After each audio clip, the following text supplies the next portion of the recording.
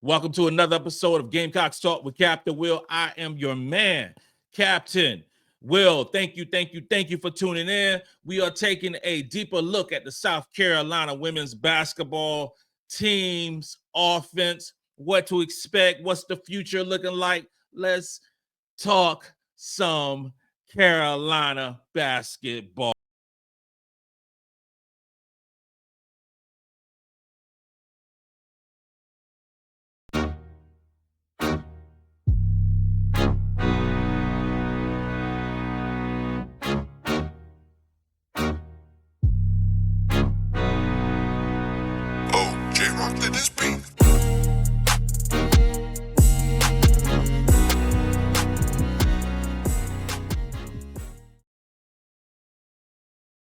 Welcome to another episode. Welcome to another episode of Gamecocks Talk with Captain Will. I'm your man, Captain Will. Make sure you like, make sure you share, make sure you subscribe to Gamecocks Talk with Captain Will so I continue to bring you that gospel of Gamecocks every single day. And thank you for tuning in. Follow me on Twitter at Gamecocks Talk. Follow me on Instagram at Gamecocks Talk with Captain Will. And wherever you get your podcast, you can find your man, Captain Will. We got a good one today, y'all. I said we have a good one today, y'all. We are talking about basketball. We are talking about the three-time national champions. We're taking a deeper look, a deep dive into this Carolina offense and why it's so special, what to expect for the future of this offense, and can it actually get better? Carolina's been on a straight up tear offensively over the past third of the season. Okay, we have hit our strides. We've gotten explosive wins. We've had an impressive performance on the offensive end.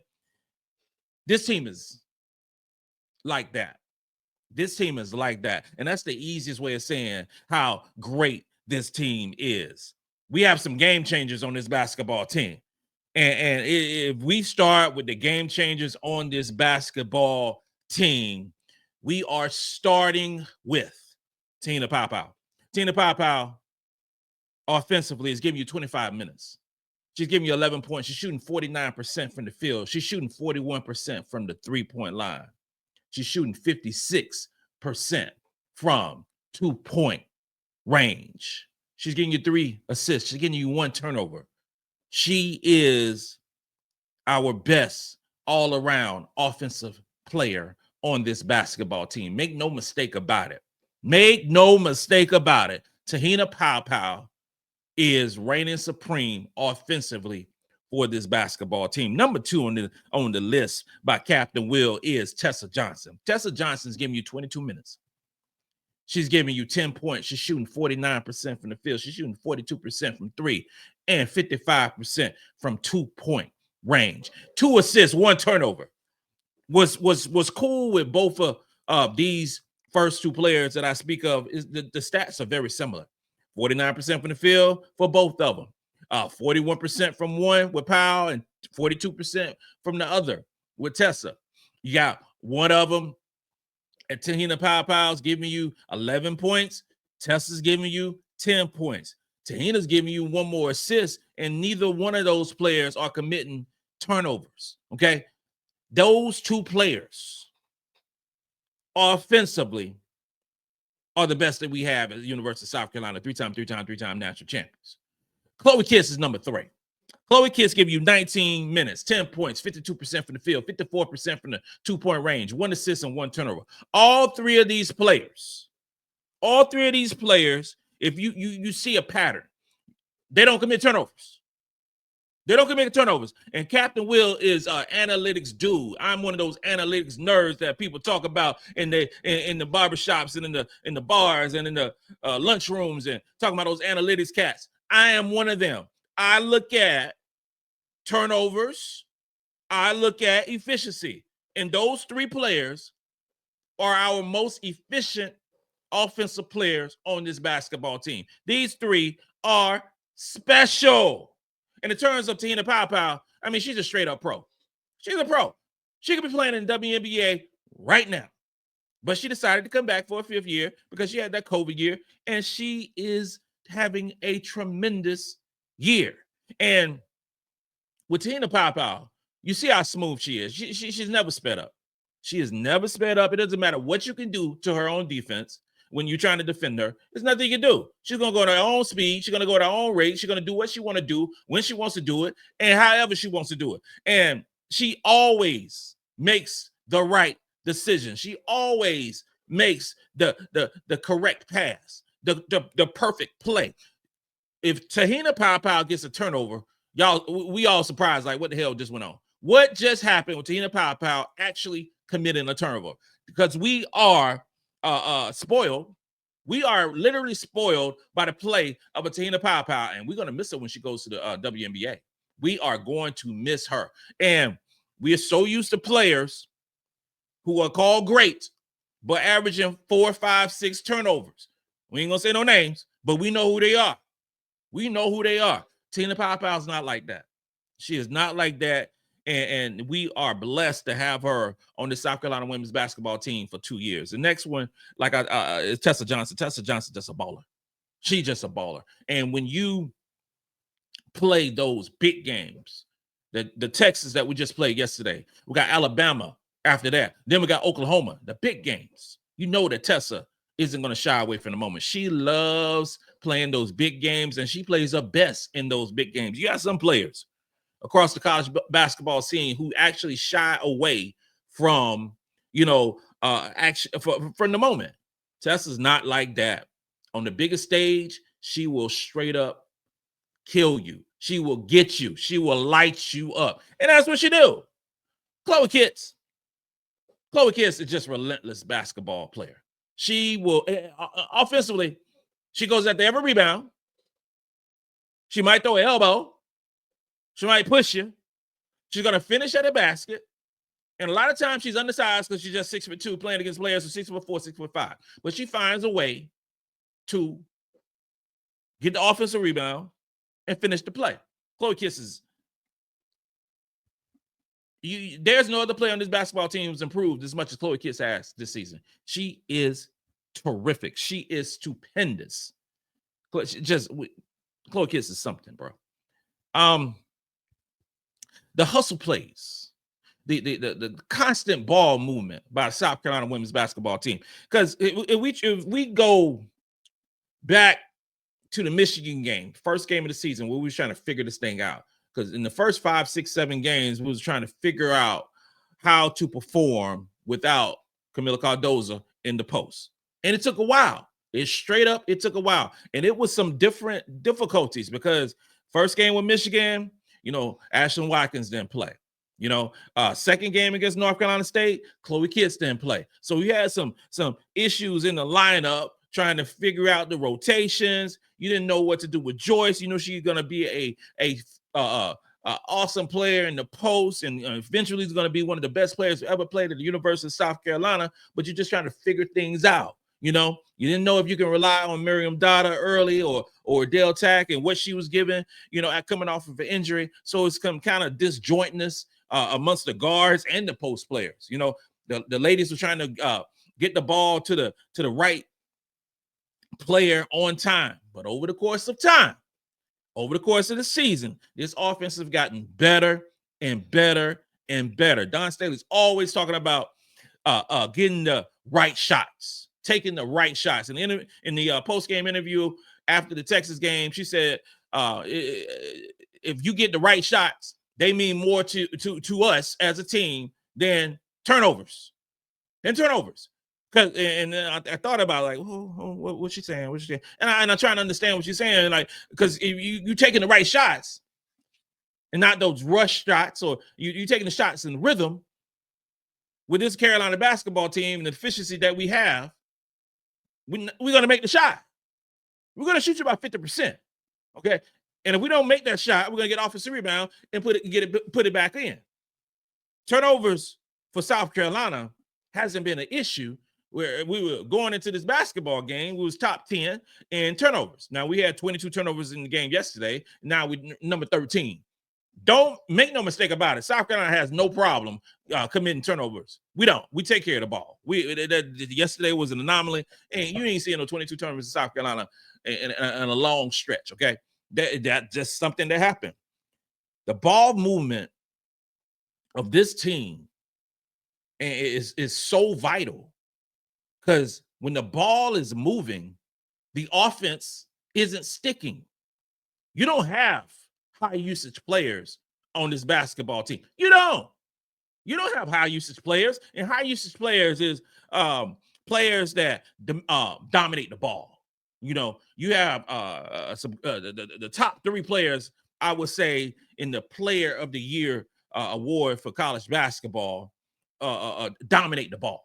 You have a Juju Watkins, whose usage rate is 33%, meaning 33% of the time the basketball is out there on offense, it's in Juju Watkins' hands. That's not Carolina basketball. Tina Pow, her usage rate is 19%. That's ball movement. Hannah Hidalgo, who we always hear about, her usage rate is 30%. Okay? That's dominating the basketball.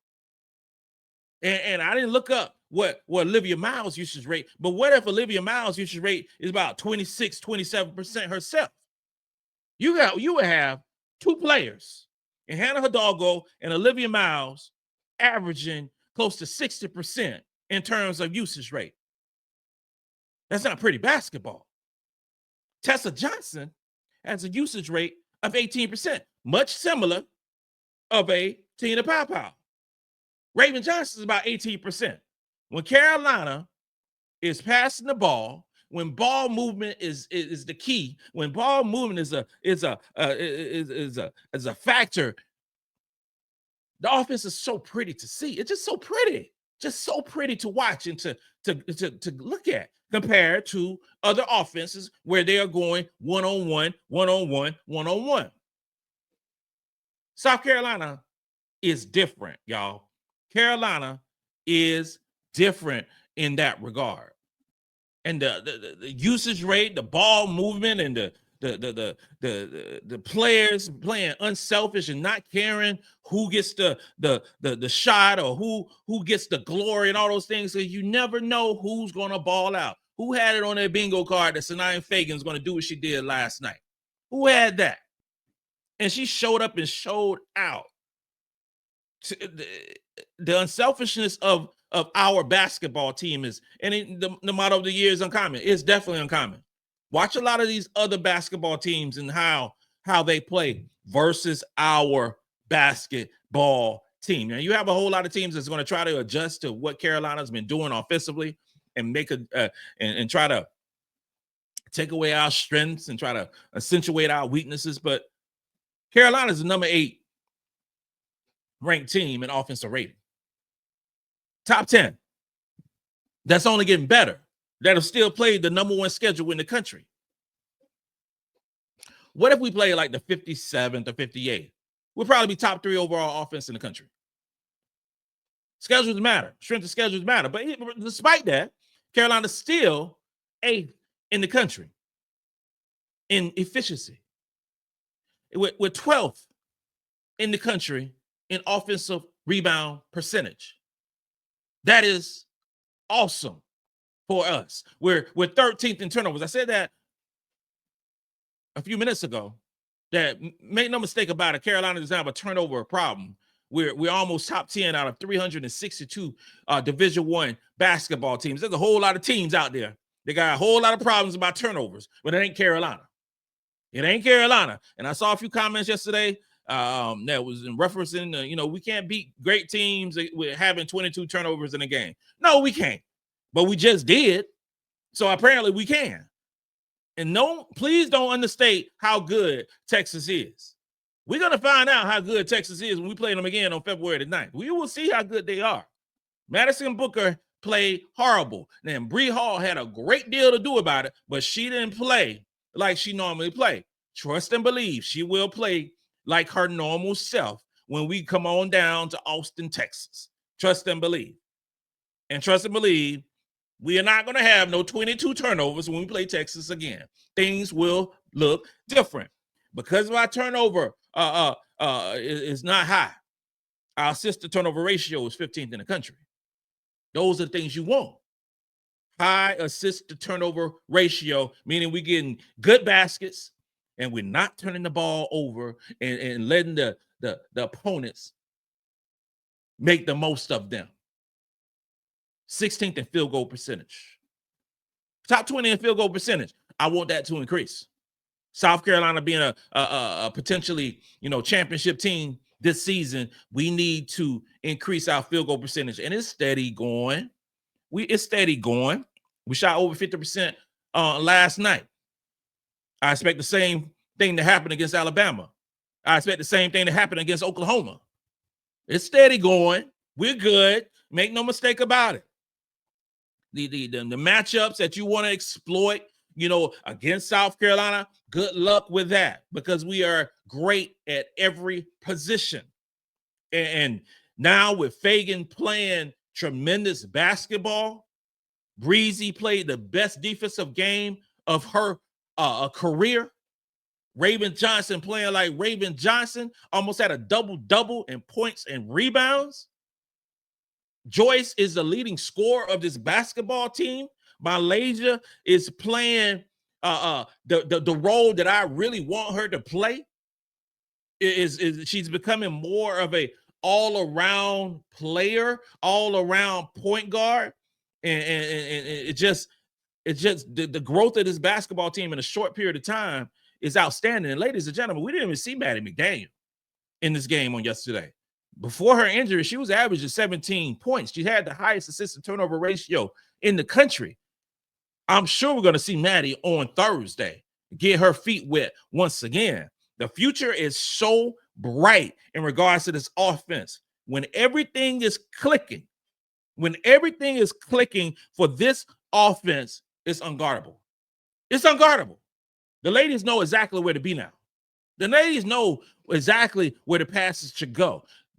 It's just take time. Just takes time. We're gonna and then eventually we're gonna peak, and we're gonna peak at the right time. The peaking at the right time is the SEC tournament. We're gonna have that double bye, so we won't play the first couple rounds. But in the SEC tournament, that's where you want to peak. You don't want to peak in December. You don't want to peak in January. No, you don't want those things. You want to peak in March, and I believe that's what's gonna happen with South Carolina, because we start peaking in SEC tournament, and we go into the NCAA tournament. Oh, it's gonna be some problems for the other teams going forward, because the defense is going to be all right. We always going to know the defense is going to be straight. We ain't worried about that whatsoever. But when you got Carolina right now, the 8th ranked offense in the country, and only going to trend up higher, and Carolina mess around and get top 5, top 3 in the country, good luck going to give us that championship right now. And it's going to happen to the three-time national champions. Thank you for tuning in. I appreciate it. And this concludes another episode of Gamecocks Talk with Captain Will. I'm your man, Captain Will. Make sure you like, make sure you share, and make sure you subscribe to Gamecocks Talk with Captain Will, so I continue to bring you that gospel of Gamecocks every single day. Ladies and gentlemen, you are now rocking with the best. Since you're rocking with the best, come rock with your man, Captain Will. Let's go.